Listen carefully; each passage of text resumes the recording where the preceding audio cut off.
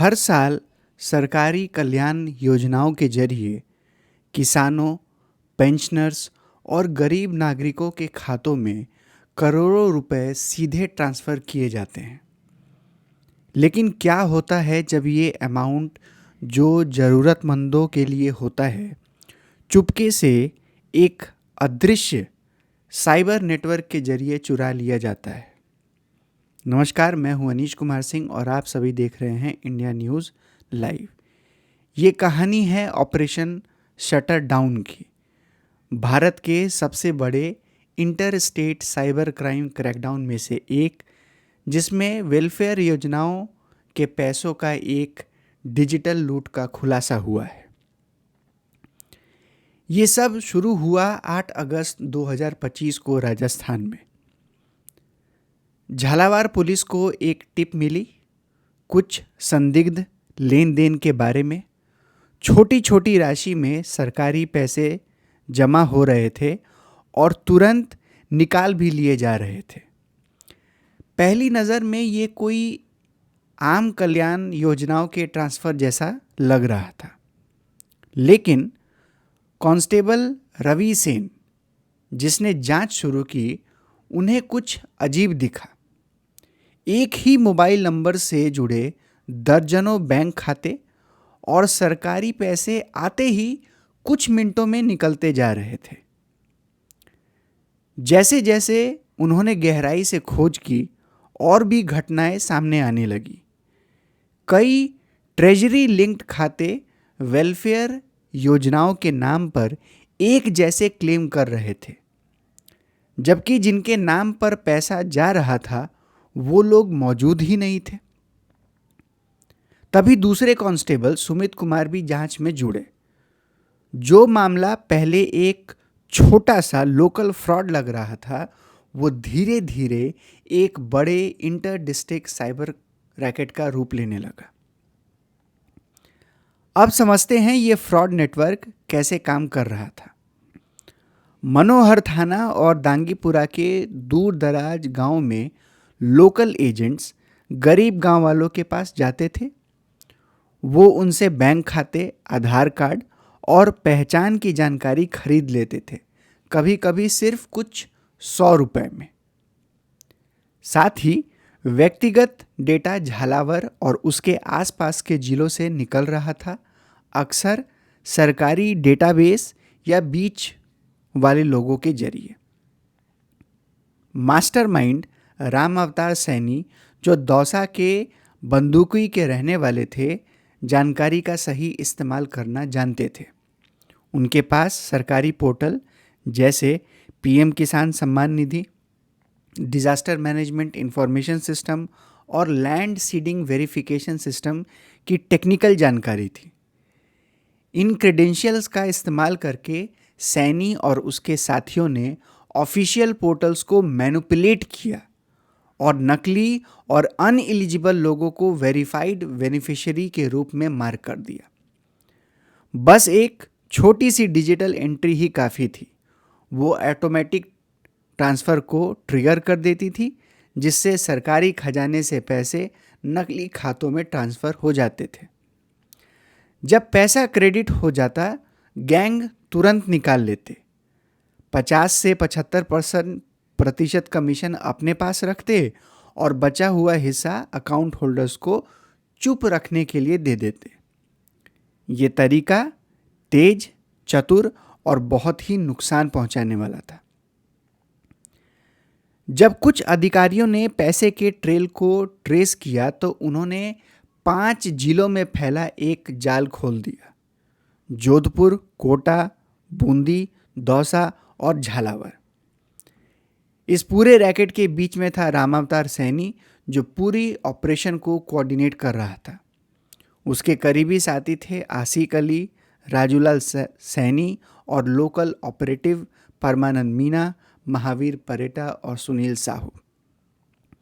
Aklera मनोहरता belt में और connections मिले, जैसे जहां सैनी के लिंक भी बिहारी गोयल, शिव नारायण, धीरप, राजू और रामबाबू से जुड़े हुए थे। इन सब ने मिलकर 11,000 से ज़्यादा बैंक खाते मैनेज किए, जहां हर एक खाता फेक क्लेम और तुरंत विड्रॉल के साइकिल का हिस्सा था। ऑपरेशन इतना संगठित था कि कुछ लोग सिर्फ डेटा कलेक्शन का काम करते थे, कुछ पोर्टल मैनिपुलेशन में एक्सपर्ट थे और कुछ रूरल एटीएम और एजेंट्स के जरिए कैश विड्रॉवल संभालते थे। जब धोखाधड़ी का पूरा स्केल सामने आया तो राजस्थान पुलिस ने फैसला लिया, अब हमला करना होगा। ऑपरेशन का नाम रखा गया ऑपरेशन शटर डाउन, जिसका मतलब था डिजिटल क्राइम के विंडोज़ को परमानेंटली बंद कर देना। एक बहुत ही सही तरीके से समयोजित ऑपरेशन में 70 पुलिस टीम ने राजस्थान और मध्य प्रदेश के 30 स्थानों पर एक साथ छापा मारे। एक ही दिन में 700 किलोमीटर से ज़्यादा एरिया को कवर किया गया। झालावाड़ पुलिस हेडक्वार्टर में एक साइबर कंट्रोल रूम बनाया गया था, जहां से हर टीम की मूवमेंट को रियल टाइम में ट्रैक किया जा रहा था। रेड्स, कम्युनिकेशन और डेटा सीजर सब पर नज़र रखा गया था ताकि अपराधी सबूत मिटा न सके। ऑपरेशन के अंत तक 30 आरोपियों को गिरफ्तार किया गया, जिनमें मुख्य मास्टरमाइंड राम अवतार सैनी भी शामिल था। पुलिस को मिला 52 लाख कैश, कई लग्जरी व्हीकल्स, 35 कंप्यूटर, सैकड़ों सिम कार्ड, बायोमेट्रिक डिवाइसेस और 11,000 बैंक खातों से जुड़े रिकॉर्ड। कुल जब्ती का मान 3 करोड़ से ज़्यादा था, जो इस बड़े डिजिटल फ्रॉड नेटवर्क का सिर्फ दिखाई देने वाला हिस्सा था। केस की जटिलता को देखते हुए एक स्पेशल इन्वेस्टिगेशन टीम एसआईटी का गठन किया गया, जिसका नेतृत्व डीवाईएसपी प्रेम कुमार, हर्षराज सिंह खरेड़ा और मनोज सिंह कर रहे थे। साथ ही स्टेट बैंक ऑफ इंडिया ने अपने फॉरेंसिक ऑडिट टीम तैनात की, जिसका नेतृत्व चीफ मैनेजर ओम प्रकाश शर्मा कर रहे थे, ताकि पैसे के ट्रेल को ट्रेस किया जा सके। उनके डिजिटल ऑडिट ने दिखाया कि सरकारी फंड कैसे दर्जनों डमी अकाउंट के जरिए घूमते हुए आखिर में कैश के रूप में निकाले जा रहे थे। लॉ इन्फोर्समेंट और फाइनेंशियल इंस्टीट्यूशन के बीच ये सहयोग बहुत महत्वपूर्ण था। साइबर इनेबल्ड फाइनेंशियल क्राइम से निपटने के लिए ये एक नया मिसाल बन गया। ऑपरेशन शटडाउन ने भारत के डिजिटल वेलफेयर स्ट्रक्चर में कई गहरी कमजोरियों को सामने ला दिया है। पहला, कमजोर ऑथेंटिकेशन। पोर्टल लॉगिन और beneficiary verification system insider manipulation के लिए आसान था। सोचिए कि जो डेटाबेस, जो पोर्टल गवर्नमेंट तैयार करती है, उसमें इमीडिएटली लॉगिन कर लेना, लॉगिन करके जो अनवेरिफाइड मेंबर्स हैं या जो अनवेरिफाइड अकाउंट है उनको वेरीफाइड कराना और उसमें ट्रांसफ़र करवाना, ये काफ़ी बड़े मामले को दर्शाता है कि हमारे बनाए गए इन पोर्टल्स में कितने डिजिटल लूप होल्स हैं कि इन्हें रिमोटली किसी भी जगह से हैक किया जा सकता है, और यहाँ तक कि सिस्टम में बैठे हुए लोगों को ये पता भी नहीं चलता। यानी रियल टाइम मॉनिटरिंग पे ये बहुत बड़ा सवाल है। दूसरा है डेटा तक आसानी से पहुंचना। व्यक्तिगत जानकारी इनफॉर्मल नेटवर्क और एजेंट के जरिए आसानी से मिल जाता है। ग्रामीण बेनिफिशियरी का लो डिजिटल लिटरेसी, उन्हें टारगेट करना आसान था।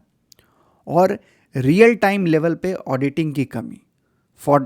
जितने भी फ्रॉडलेंट क्लेम्स असली दिखाई दे रहे थे और वो पास होते जा रहे थे, यानी कि क्लियर होते जा रहे थे।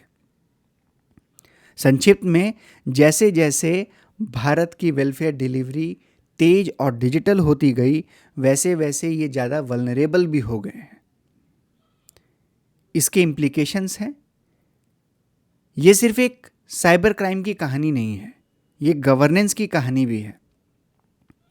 जैसे किसानों और पेंशनर्स के लिए रखा गया पैसा ऑर्गेनाइज्ड साइबर सिंडिकेट के हाथ लग जाता है, तो सिर्फ अर्थव्यवस्था को नुकसान नहीं होता, बल्कि लोगों का भरोसा डिजिटल गवर्नेंस पर कम हो जाता है।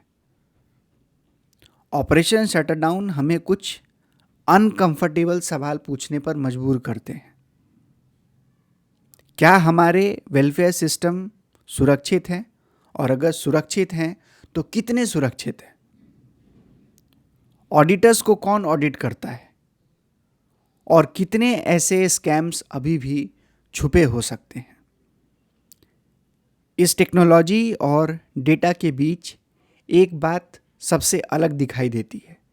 ये ऑपरेशन एक ह्यूमन टिप और ग्रास रूट लेवल इन्वेस्टिगेशन से शुरू हुआ।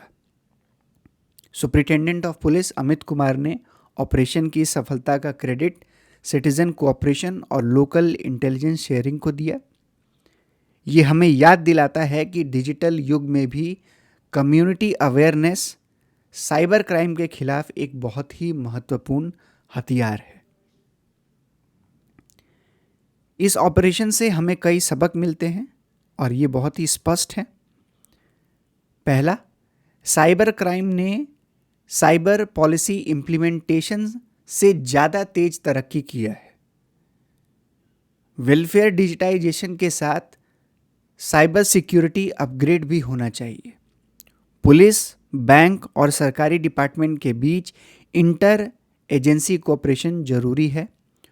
और सबसे महत्वपूर्ण, सिटीजन अवेयरनेस ऑप्शनल नहीं, ये पहले सुरक्षा का लाइन है, यानी कि फर्स्ट लाइन ऑफ डिफेंस है। जैसे जैसे डिजिटल इंडिया बढ़ रहा है वैसे वैसे फ्रॉडस्टर्स का डार्क वेब भी बढ़ रहा है, जो लूपहोल्स ढूंढ रहे हैं।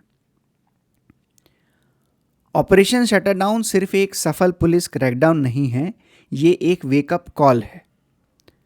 अगर भारत की डिजिटल क्रांति अपने नागरिकों के लिए सच में काम करे तो हर वेलफेयर पोर्टल, हर डेटा पॉइंट और हर रुपए को एक्सप्लॉयटेशन से सुरक्षित करना होगा। क्योंकि इस दुनिया में साइबर क्रिमिनल्स एक बटन के क्लिक पर गरीबों का पैसा चुरा सकते हैं। साइबर सिक्योरिटी सिर्फ आईटी का मामला नहीं, बल्कि एक मोरल मामला भी है। तो सवाल आप सभी के लिए है, क्या आपको लगता है कि भारत के वेलफेयर सिस्टम अगले जनरेशन के साइबर थ्रेट के लिए तैयार है? अपनी राय कमेंट में बताइए। अगर आपको ये एनालिसिस पसंद आया हो तो वीडियो को लाइक और शेयर करें और चैनल को सब्सक्राइब करें। मिलते हैं अगले एनालिसिस में, तब तक के लिए जय हिंद, जय भारत।